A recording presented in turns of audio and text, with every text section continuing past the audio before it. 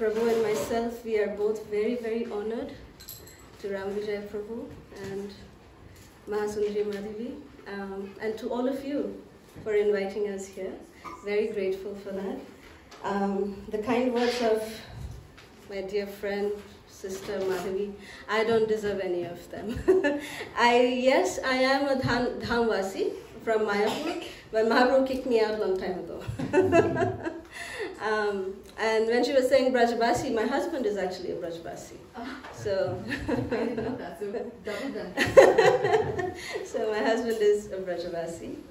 So we are very, very fortunate and grateful to be amongst all of you. Thank you for making us part of your first ever Gaur Purnima celebrations at Round Rock. Haribol!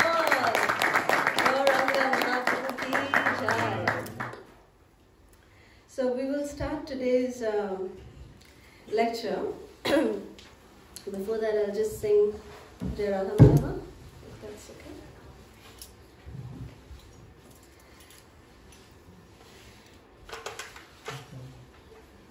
okay. They're more qualified to play the musical instruments. Jai Radha Madhava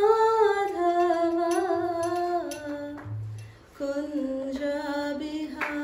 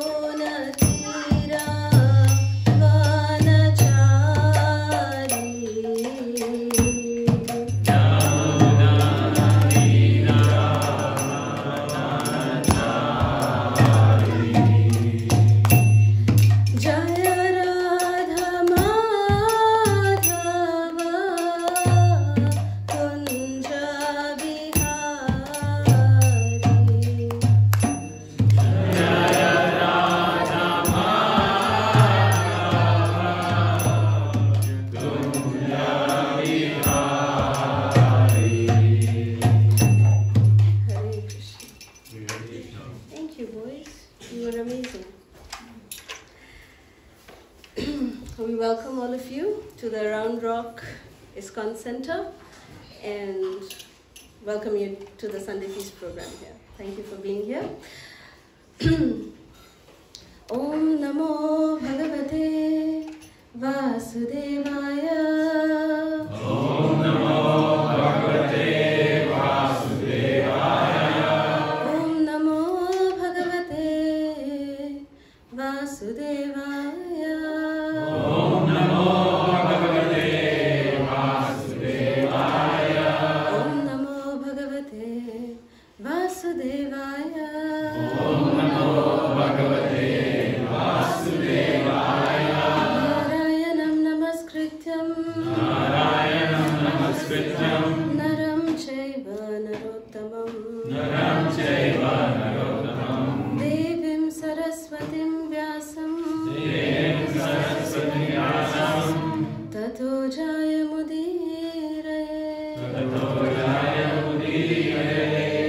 Nashta Nashtapraeshu Adreshu Nityam Bhagavat Sevaya Nityam Bhagavat Sevaya Bhagavati Uttama Shloke Bhagavati Uttama Shloke Bhaktir Bhavati Naishtaki Bhaktir Bhavati Naishtaki Krishnaya Vasudevaya Krishnaya Vasudevaya Devaki Nandanaya Cha Devaki Nandanaya Cha Nanda Gopa Kumaraya Nandagopakumaraya Govindaya Namo Namaha Govindaya Namo Nama Pankajanabhaya Namo Pankajanabhaya Nama Pankajamahaline Namo Pankajamanine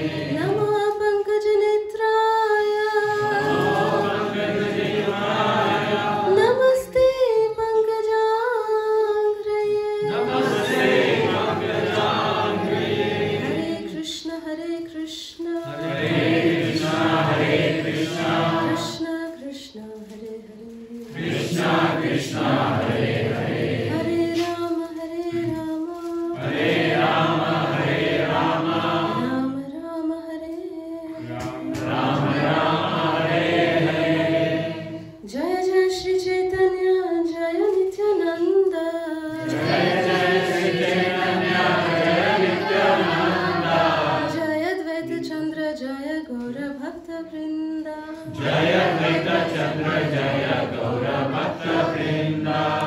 So since I was asked to speak on Lord Chaitanya, so I thought that it would be very appropriate to read from a book called as Sri Prema Vilas, which has intimate understandings of the appearance and activities of Sri Chaitanya Mahaprabhu and some of the direct conversations that Sri Chaitanya Mahaprabhu had with his confidential associates. And one thing that always struck me, when I was growing up in Krishna consciousness, is why did Lord Chaitanya take sannyas? Why? He left his young, beautiful wife, he left his widowed mother. And why did he accept sannyas? Why did he do that? We understand it, many ways that yes, it was the need of the hour, it was preaching, it was for all these reasons, but I still couldn't accept it unless I read what I'm about to read to you all. Is that okay we read from there? Yeah. Okay. So, this is from Sri Prema Vilas, verses 126 through 134, where Sri Chaitanya Mahaprabhu himself is having a conversation with his dear associate Lokanath Goswami. Mahaprabhu is saying, this is in Bengali, so bear with me. He says, I'll do the translation, I promise. He says, Amaro lagiya radha adi shakho gane birahe bakula hoya tajila jibon Ami hote jibo pran taharo lagiya she dasho hoibo tumi shunibe thakiya. Feeling separation from me means Mahaprabhu is describing this in the mood of Krishna. He's saying, feeling separation from me, Krishna, Srimati Radharani and the gopis, they have given up on their lives. It's like they've become lifeless. Now I shall also give up my life for her. You will see me in that condition, O Lokanath Goswami. Dhoribo toharo kanti, puribo aruna basan, hoibo taharo dasha anandita mon. Adopting Sri Radha's complexion.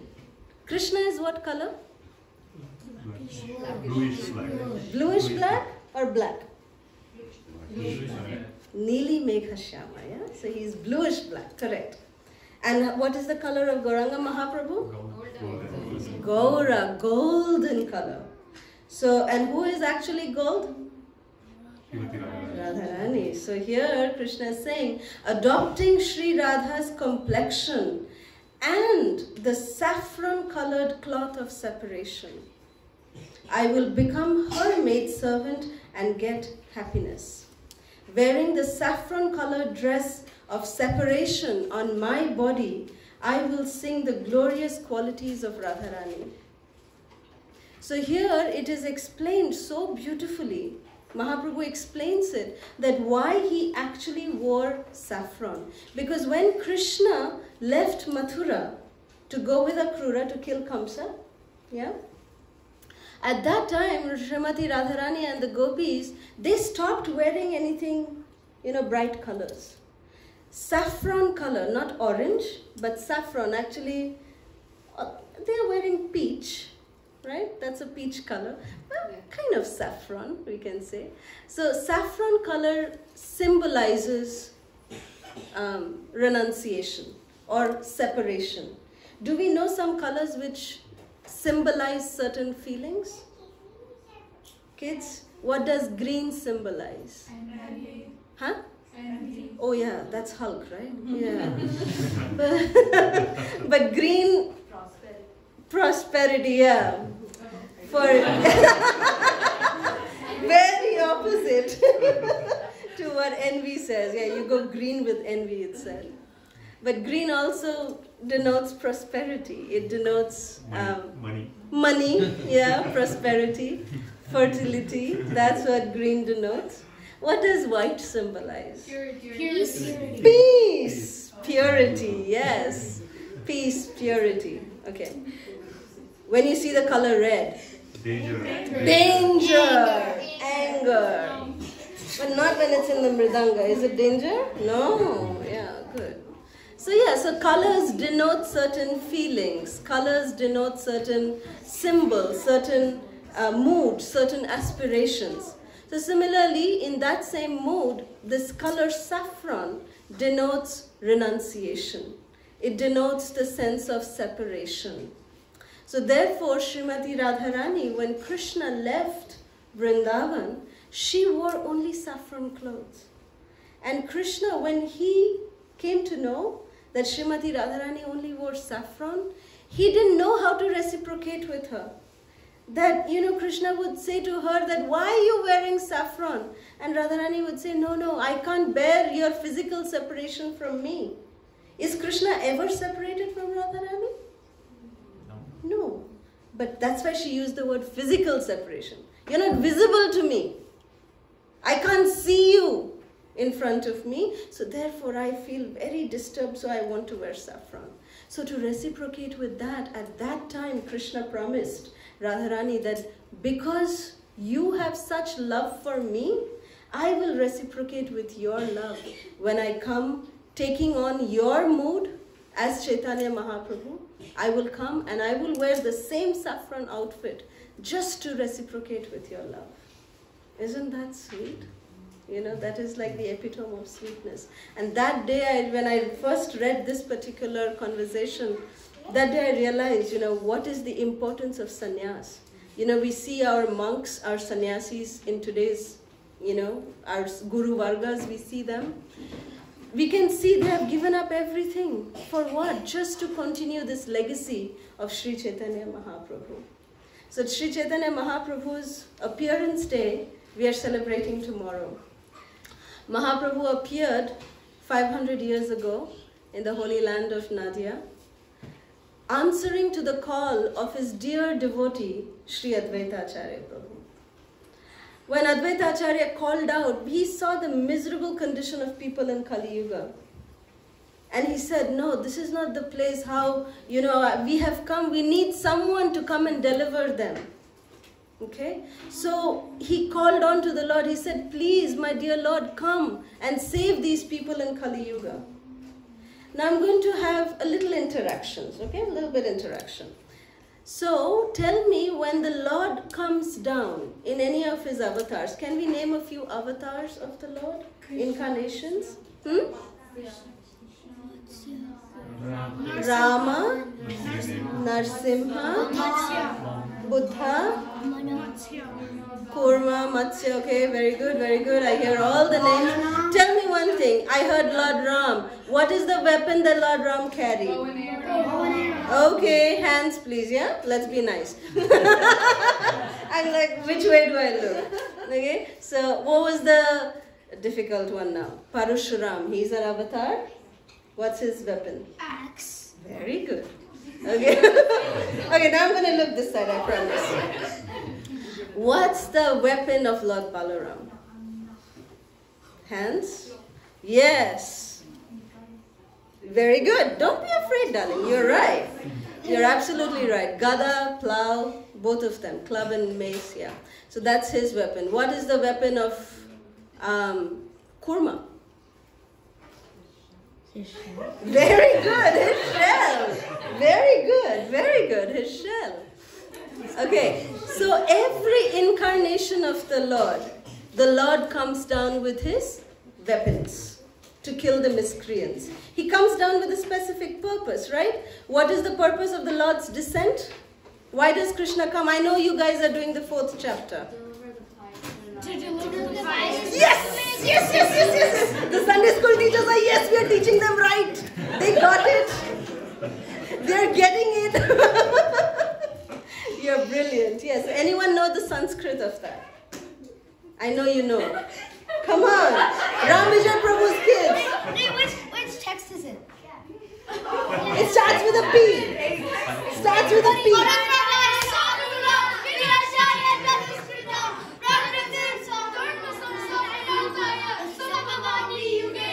Translation, please. Who can do the translation? To deliver the pious, to annihilate the miscreants, I myself appear millennium after millennium. Woo. Brilliant.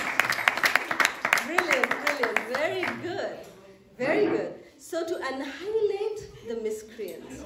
So they need weapons to annihilate the miscreants, right? So Mahaprabhu, Chaitanya Mahaprabhu also came.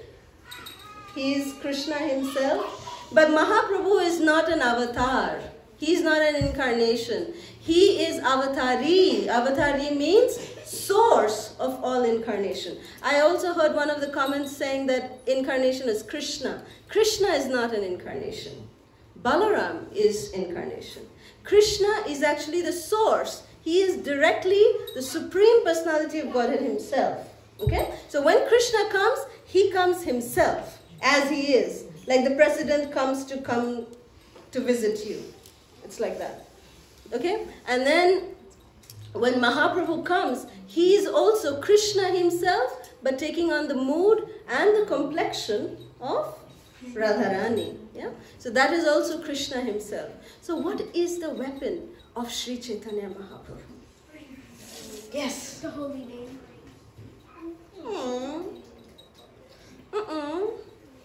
Another try, yes? Chanting the holy name. Very intelligent. Yes. Spreading the holy name.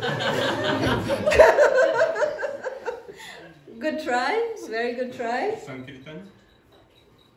Good try. It is said, what's that? Sango Pangastra Pashadam. Sango Panga Astra.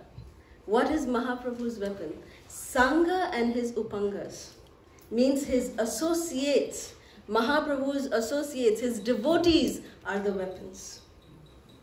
The arrow in those weapons, like the bow is supposed to be a weapon. The arrow is the thing that gets released by the bow. So the arrow in Mahaprabhu's case was the holy name, okay, which got released to the people. But the launcher who launched the attack along with Lord Chaitanya is his associates. Lord Chaitanya came with that weapon. And that is the weapon that we actually need to destroy the ill effects of Kali Yuga. Mahaprabhu's Sankirtan, someone said here, the association of devotees. That is the weapon to fight the evil effects of Kali Yuga. You see, what happens is, in Satya Yuga, the devotees and the demons were on separate planets. Example? Anybody? separate planets. Hiranyakashipu and Hiranyaksha, they were brothers, but they were separate planets. They were living in different planets. Okay? When we have Treta-Yuga, let's come down to the next Yuga, which is Treta-Yuga. In Treta-Yuga, they came down to same planet, but different countries. Ram and Ravana. Very good, Ram and Ravana. Dwapar Yuga, they came down to the same family. Krishna and Duryodhan, Kauravas and Pandavas also, Krishna and Shishupal, like that. So they came down to the same family. In Kali Yuga, guess what happens? Comes down to the same person, yes. We have divine and demoniac within the same person. So Lord Chaitanya, therefore, came to destroy, not, if he has to kill the demons in Kali Yuga, he has to actually kill each and every one of us. We have demons in us, unfortunately. Not you kids. You kids are pure. It's us, the adults, so don't grow. That's the solution. Stay like that. But when we grow, we get contaminated and demons creep in. It's really nasty business. So if anyone has to, if Chaitanya Mahaprabhu has to destroy the demons, he actually has to destroy everybody in Kali Yuga. So therefore Mahaprabhu has come to destroy the demoniac propensities in each of us. And how will that get done? When the devotees, when in the association of devotees, when we chant the holy names, all the demoniac mentality, the demoniac propensities of lust, pride, greed, envy, anger, all these green demons, purple demons, God knows what color demons, all of these demons are vanquished. They are slain. They just are destroyed. And what is that holy name? Hare Krishna, Krishna Krishna, Hare Hare, Hare Rama, Rama Rama, Hare Hare. When Sri Chaitanya Mahaprabhu appeared, when Mahaprabhu was displaying his childhood pastimes, we all have heard so many times the nectarian childhood pastimes of Sri Chaitanya Mahaprabhu. And I was thinking that we'll just focus on a few of his highlighted pastimes in the short time that we have today. Some of my favorite ones that I relate to. I know the children are here, so I thought of telling some naughty stories of Lord Chaitanya. Yeah, interested? Lord Chaitanya, when he was going to school, when he was around 6-7 years old, he would every day from his school, he would go to take bath in the Ganges. And every day, whoever is there at the Ganges at mid-noon, he would make their lives miserable. They had separate bathing areas for the men, separate bathing areas for the women. And they would, take off their top clothes and they would leave it on the bathing ghat and they would enter the waters. And Lord Chaitanya, what he would come and do? He would swap the clothes. So when the men would come out, they would find saris. And when the women would come out, they'd find dhotis. Oh, where are my clothes? So then Lord Chaitanya would actually teach them, better go in with your clothes. If you leave your clothes outside, I'm swapping them again. Lord Chaitanya was teaching them, never go without your, you should always be fully clothed when you take bath in the Ganges. It's a holy river. It's a personality. So to honor the personality, we should be very careful. In full etiquette, we must respectfully enter the waters. So Mahaprabhu, through these mischievous pastimes also, he was teaching what should be the proper etiquette. So he would always, whenever the clothes would be lying down, he would either take it away, put it in the trash, or he would exchange it. He would do all these things. Then there were young girls who would worship Lord Shiva because they wanted very nice husbands. So they would offer, nice rasgullas, nice sandesh, all sweets and flower garlands. And these little girls, they would make nice Shivalinga, with Ganga water. And they would worship Lord Shiva. That please bless us with a good husband. And Nimai, little Nimai, he would crawl up over there and he would wear all the garlands. He would wear all the garlands, he would take the rasgullas, start eating them, he would take the sandesh, start eating them. And these girls would say, no, don't do that. This is meant for our worship to Lord Shiva. say, I am the master of Lord Shiva. You want good husbands, you worship me. If you don't worship me, I will curse you all, that you will get old husbands who have previous wives with 10 children each. And then these little girls would be petrified. No, what are you telling? We can't worship you. You are just Nimai, our friend. How can we worship you? And then Nimai would torture them like this. And those little girls would go crying to Mother Sachi, the mother of Nimai, and say, look what your son is doing to us. He's telling us to worship him. And Sachi Mata would say, don't take him seriously. He's just joking around. He wants your rasgullas. He wants your sandesh. He doesn't mean it. Just don't worry about it. And then every day they would worship Lord Shiva. Every day Nimai would go and torture them like this. And every day Sachimata would console them and don't worry and this and that. So this was one thing that Nimai would do. When the Brahmanas would take their bath in the Ganges, have any of you taken bath in the Ganga or the Yamuna? Yeah? Okay. Okay, Rishi, have you taken a dip inside the water? Once, okay. So when the Brahmanas, when they would dip inside the water, Nimai would swim and he would sit on their shoulder, and then they would get up, he would get up with them. Okay? So some Brahmanas, they would chant, Gayatri in the water. Nimai would come straight in front of their face and splash Ganga water into their mouth, thus spoiling their Gayatri chanting. He would torture them like this. So one day the Brahmanas, these girls, all of these people got really irritated, agitated, and were very, very angry. And they said, today not to Sachimata, we are going to go to Nimai's father. Who is Nimai's father? Jagannath Mishra. Yes, very good. So Jagannath Mishra, and they said, look what your son is doing. We Brahmanas are getting tortured, the ladies are getting tortured, the young girls are getting tortured every day by your son. And these are the things that he's doing. And Jagannath Mishra was like, why didn't you come and tell me? Well, we were telling your wife. She says that don't take him seriously. And Jagannath Mishra said, no, I will have to punish him. This is not done. And Nimai's spies, his friends, were there. They heard everyone complaining to Jagannath Mishra. Jagannath Mishra picked up a stick and he was walking angrily towards the Ganga Ghat, towards the Ganges to punish Nimai. And Nimai's friend, they ran before Jagannath Mishra. They went and said, Nimai, get out from the Ganga. Your father's coming with a stick. He's going to really beat you out today. Don't worry, no cases in those days. When we were growing up, we used to get beat up by our parents, which is not a luxury for today's kids, yeah? But we used to get beaten up, and that was their love for us, trust me.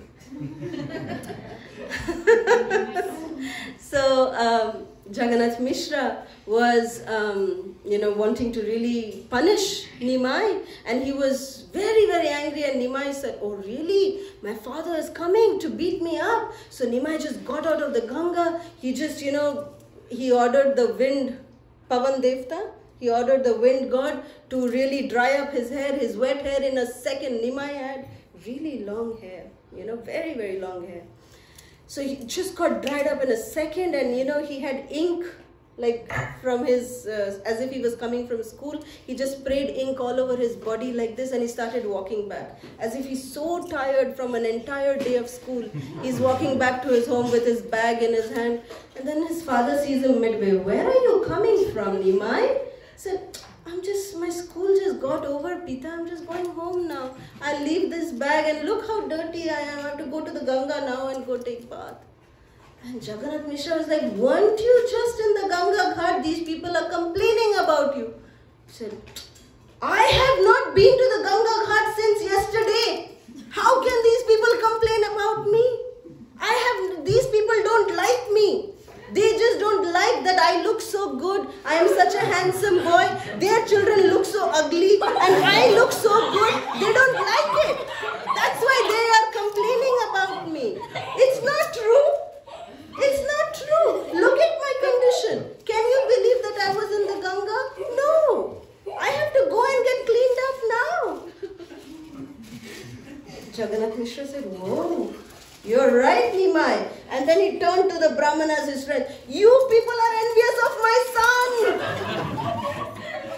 I don't like you people. You're not my friends. How can you tell lies about my son like this to me?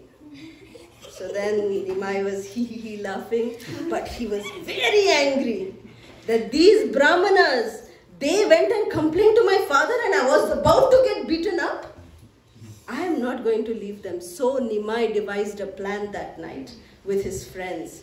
When everybody went to sleep. Now trust me, those days there was no electricity, okay? So as soon as there was sundown, everything was dark. Unless you just light a lamp or a hurricane like that. So when everyone slept, Nimai and his friends, they came out, okay? When they came out, they said that we are going to go to these Brahmanas' homes and torture them tonight. So some of these Brahmanas were very rich people, okay? And they had a backyard which was full of very beautiful trees. You know, like nice banana trees, you know, nice mango trees, flower gardens. So beautiful gardens these people had. They took buffaloes, you know, and big bulls from other people's, you know, goshalas, and they just let those cows and buffaloes inside that garden. What happened to that garden? Massacre. All the fruit trees gone. All the flower trees trampled upon. The bulls made a big mess, okay? In fact, Nimai and his friends, what they did also is that they draped two boys. They just bent over and they would scare the people that, look, we are coming inside your house. They would drape a bed sheet over them. They would look like, you know, cows like that, and they would just scare those Brahmanas. One other thing which they did to torture some of the Brahmanas that night was that in those days, they didn't have washroom inside the house. Nowadays, if you don't have an attached bathroom, you're not a, you know, proper person in society. You're downgraded, right? Do you know the concept of not having a bathroom in your house? Imagine that. I'll be back. Exactly. So those days, in the Vedic age, it was considered to be downgraded if you have an attached bathroom. Because bathroom means it's a place of dirtiness, you know. So where in the house where you have the deities being worshipped and everything, bathroom is considered to be not clean. So it was considered to be clean if it is outside the house. You know, there used to be like a courtyard and that would have been the bathroom. So that's supposed to be Vedic standard, okay? So people would literally have to go out to answer to nature's call. So then... Now it's near the kitchen. Now it is near the kitchen. Opposite, right opposite the kitchen. Wow, that's so true. Concepts, huh? How they change. Attached. How many rooms you got? How many bathrooms are there? Attached rooms, yeah. But that's the standard of the Vedic times, you know. They had, you know, detached bathrooms, you know, detached from the house, basically. So Nimai, what he did is, his friends and, you know, all those Brahmanas who went and complained to Jagannath Mishra, they went and latched the front door and the back door of the house. They put a big lock on either doors and they locked the people inside the house in the night. The next day morning, nature is calling. Hello, nature, yes, I'm coming. Brahmanas wanting to go out to do their business. Door not opening. Big pathetic condition. Nature is calling, pressurizing. So this is the way Nimai tortured the people of Nadia. But in spite of all of this, the people of Nadia were helplessly in love with Nimai. They would love Nimai so much that even more than their own children, they would love Nimai. So Nimai, when of course he grew up and then, you know, he did all this childhood naughtiness, which was very similar to how Krishna's childhood is, with butter thief and, doing all these other pastimes. So then when Lord Chaitanya grew up, he got married, then his father left, he went to Gaya, and, he met his Guru Maharaj, Ishwarapuri, he got initiation, he came transformed back to Navadvip as a Vaishnava. He was mad in ecstasy of Lord Chaitanya, of Krishna. So Lord Chaitanya started displaying his Sankirtan mood at that time when he returned from Gaya, after Mahaprabhu returned. And then every night, Lord Chaitanya would have his nocturnal kirtans at the home of Srivas Thakur's house. So Srivas Thakur's house was this epitome place where, only elite devotees were allowed to participate in these nocturnal kirtans. One time, I remember, we were taking darshan at Srivas Thakur's house, and a very few devotees, maybe 2-3 devotees, we had gone with Srila Jayapataka Maharaj. He was taking us on a little tour, and we were at Srivas Angan, at the home of Srivas Thakur. And Srivas Thakur's home, those of you who've seen Mayapur at that home, there are very, very long palm trees, very, very long trees. And Maharaj started describing to us that when the kirtan in Srivas Angan would start, when Lord Chaitanya and Kashi Mishra, all these stalwart kirtaniyas, when they would start chanting, the ecstasy would reach to such an extent that devotees, when we chant, have you all seen devotees jumping? Yeah? We jump in ecstasy. How far off do we jump? Couple feet, right? Couple feet. Those devotees, they would jump 30 feet, 40 feet, and they would go up to the palm tree. And they would jump from one palm tree to the other. That was the level of ecstasy that they would experience in Lord Chaitanya's kirtan. That was the way that they would experience this nocturnal kirtans. And one day in that nocturnal kirtan, there was one devotee who was a very simple, humble devotee. His he was such a devotee that he would only drink milk every day. Such an austere little brahmachari.